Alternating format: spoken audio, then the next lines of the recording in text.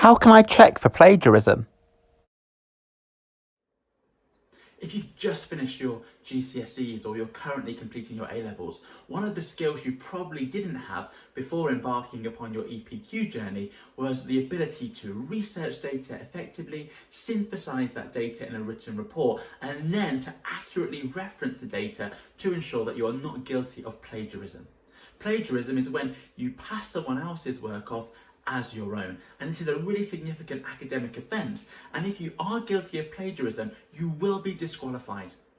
When supervisors and centre coordinators give this message to students, it can really set alarm bells ringing, because maybe, back in GCSE or in really early projects you did in your school years, you probably did copy and paste information from the internet, and you probably included it in essays without referencing properly. Now that you're at the level 3 standard, it's really important that you understand that referencing is really, really significant, and it will also be expected at your university of choice. Even though you're probably doing your very best to ensure that all of the data you're using is referenced properly and correctly, you are probably still a little bit worried about plagiarism and potentially being disqualified. One way to overcome those nerves is to simply copy and paste your written reports into an online plagiarism checker.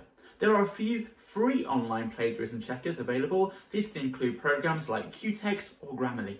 Personally, I would use the Grammarly plagiarism checker because this resource actually checks your written report and the content of your EPQ document against 16 billion web pages, and it will show whether there are any similarities to information that can easily be found on the internet.